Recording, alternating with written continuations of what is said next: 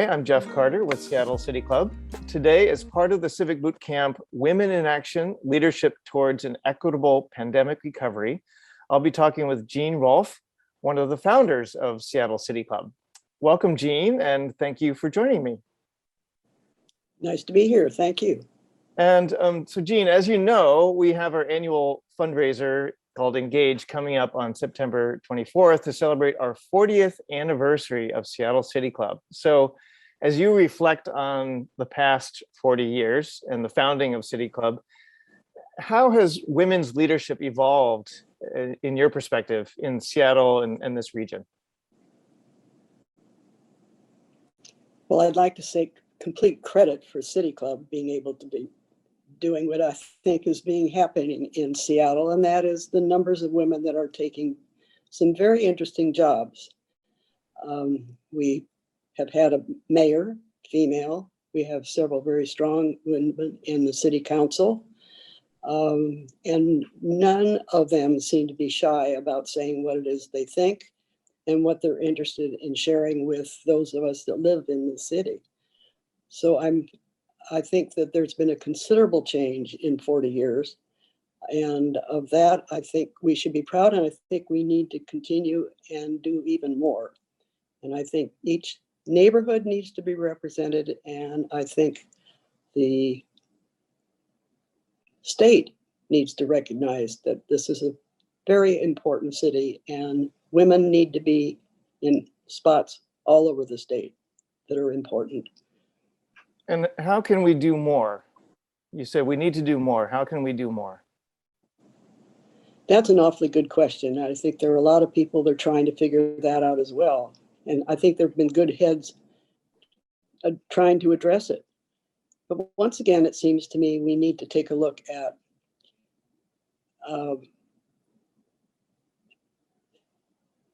the handicapped, homeless, the individuals that can't and aren't able to participate other than in many ways a negative way. So it seems to me what we need to do is to have more and more individual neighborhoods and organizations within Seattle to take a look at what we feel needs to be done in Seattle over a long period of time. Because I can say, I live downtown now, and I say that the Seattle I knew growing up and as a young adult and young married person is considerably different today than it has been. And a lot of that means, to my way of thinking, we need to have people that are interested in saying, hey, I'll do what I can. We need to encourage people to step up. Mm-hmm. So, you know, in this Civic Bootcamp coming up, we're highlighting women leaders. And why would you say it's important to highlight and recognize the contribution of women leaders in our community? To highlight what? The contributions of women leaders in our community and women's leadership. Well, most of us have an ingrown way, I think, of being able to take a look at things that need to be corrected one way or the other. And I think in many ways, encouraging churches to do more as far as things that they can do in their own neighborhoods.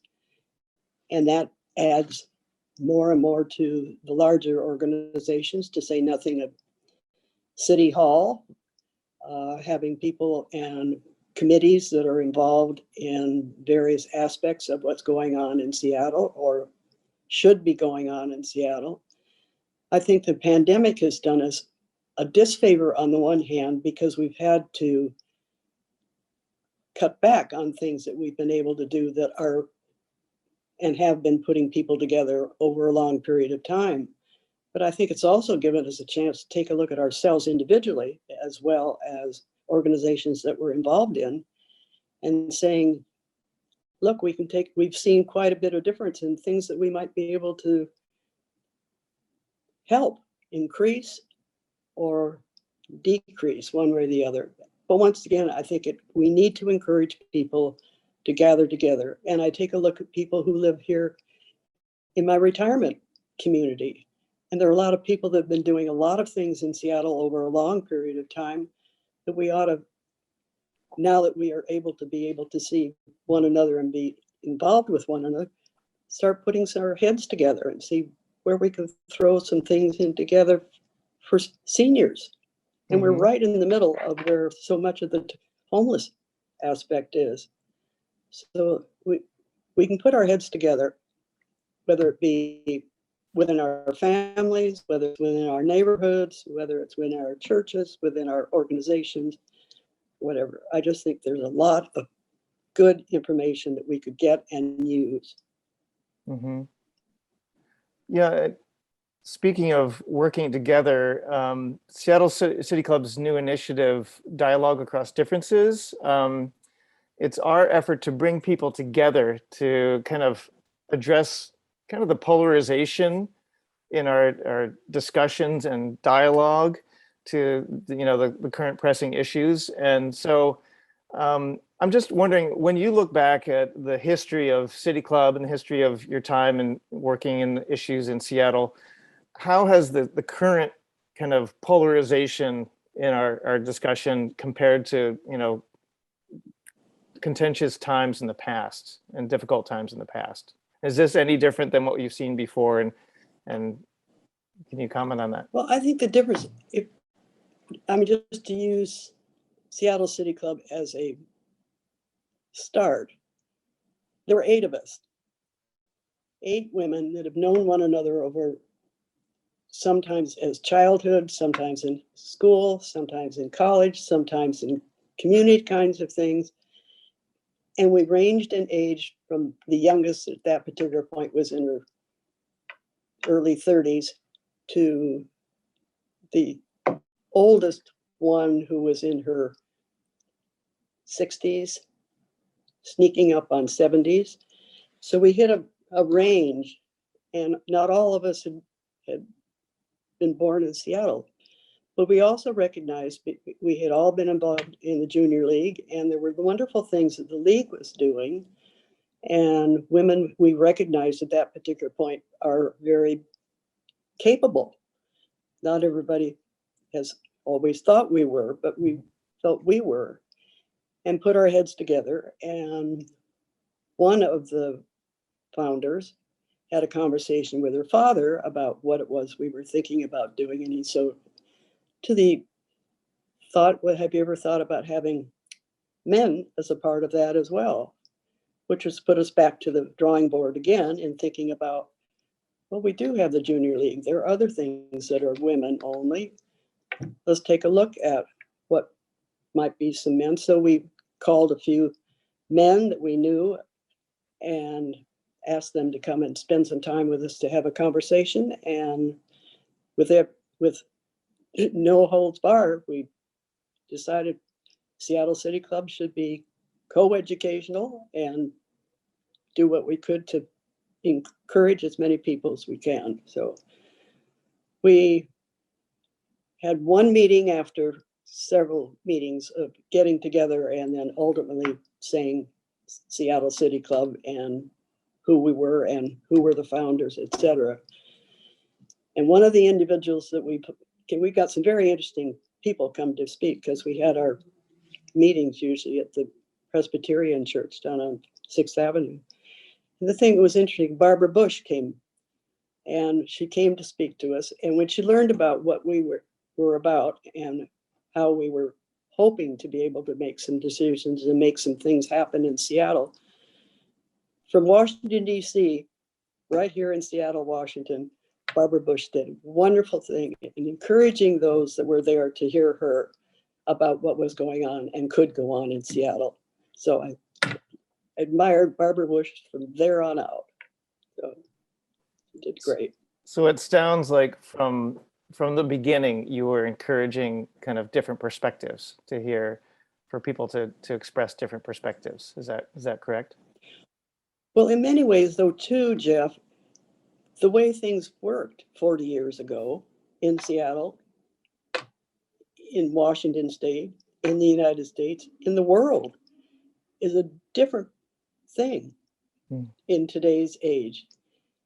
And I think in many ways, let City Club and other organizations look to the fact that there are wonderful differences that we can capitalize on, and don't renew things that were not working well last year. Mm-hmm. Take a fresh look.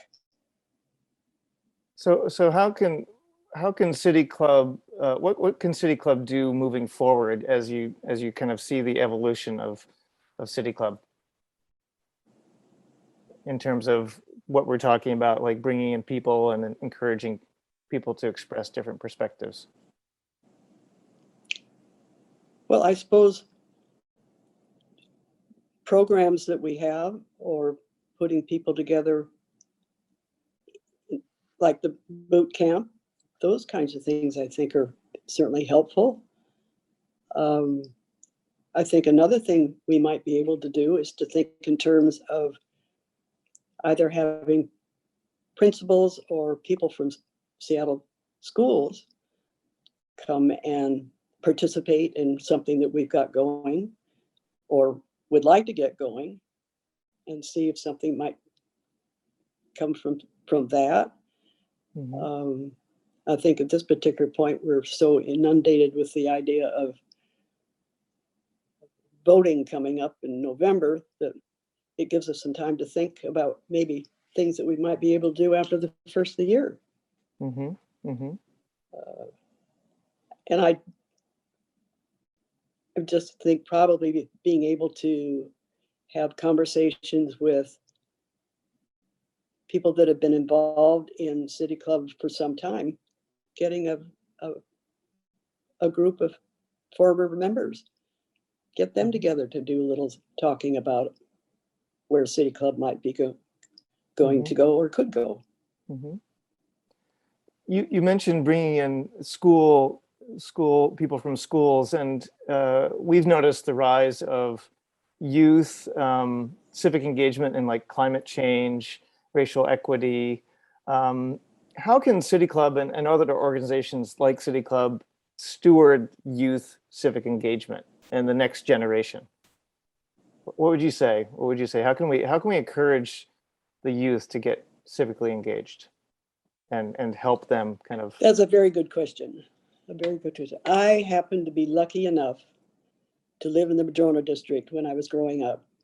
So I had the ability to go to Madrona Elementary, Edmund Meany Junior High School, which put two elementary schools together, Montlake and Madrona, and then Garfield High School that put us together with Franklin,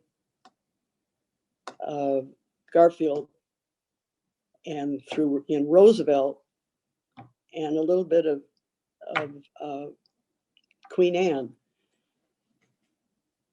And getting those all on one campus, Garfield High School, was a very interesting place because we came from all kinds of religions, all kinds of races. The Japanese students were beginning to come back from incarceration, so that was a brand new thing that was going on at Garfield.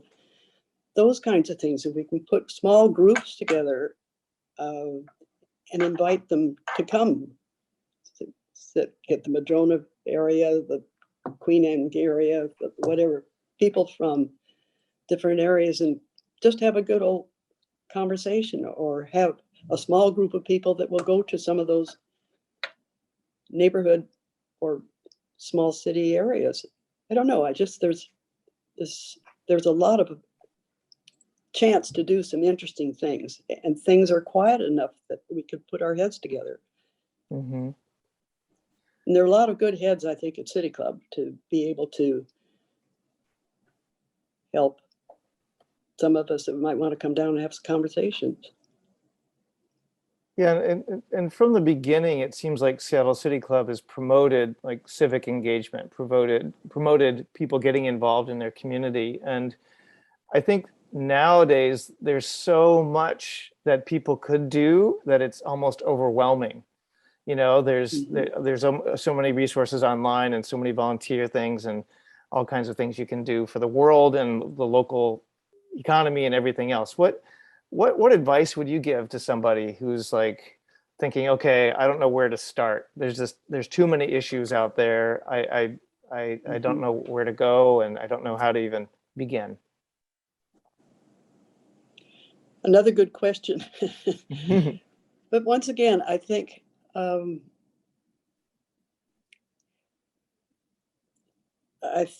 being able to use the press, to be able to use television, to be able to use other things that I can't come up with right now, but if you've got a small group of people coming up with it, but to have what City Club is about and where there are areas that people could fill in. You don't have to start right off at the top of the heap. I think a lot of it's just education, letting people know that there are things that we could do in Seattle, just historical aspects too, in many ways. The other day, I was taking a friend who had not been around for an awfully long time and pointing out things that have changed here in Seattle over the last 40 years. And granted, it had not been 40 years since she'd been here, but still, there are those kinds of things, as you point out, people get hooked into one particular area and don't want to spread it any longer because there's enough to be done right there, which is no answer to your question, but it certainly brings to the idea that there are things that we can do if we put our heads together or think more. And I think, once again, this is one of the nice things about Seattle City Club, because it is about Seattle and it is about the way we fit into the communities that we have. And we have some very interesting communities. So all those kinds of things could do a lot of being able to recognize things that as individuals we can do, or as a group of different people we could do. Mm-hmm. Mm-hmm. Oversimplified something that you asked. It's a very big question. Yeah, it's a tough question.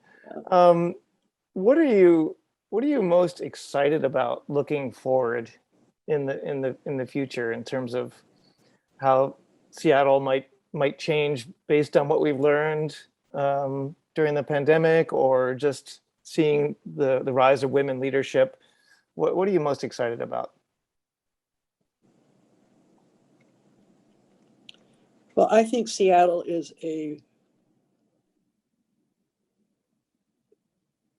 very, very interesting city that can take a look at what we're able to give to one another, but we also can put together and recognize what we can add to the state needed, can add to the country as needed, and keeping our eyes and ears open for what's going on. I just feel that there's so much that we all have that we can continue to learn. And I'm taking this now from a 86-year-old person that has been around for those many years, and recognize the fact that sometimes things drop in your lap, and sometimes you'd have to go and scratch somebody else's back to get people together and to be thinking about different things. So I'm looking forward to the fact that people are coming out of a pandemic and whole, and taking a look at a new Seattle that we can be a part of, and making it as spectacular a place as any place to want to live, as well as to be a part of. So that's what I'm looking forward to. I'm looking forward to a bright future. Well, on that note, I'd like to thank you for spending time with me, Jean. Really appreciate it, and appreciate that you founded such a great organization, Seattle City Club, all those years ago, and your continued enthusiasm for civic engagement in Seattle. So really appreciate you joining me today. Thank you. And Well, thank you, Jeff. Yeah, and I have to thank our Civic Bootcamp sponsor, Alaska Airlines. They've helped us put on a number of these programs, so really appreciate Alaska Airlines for their support. Thank you.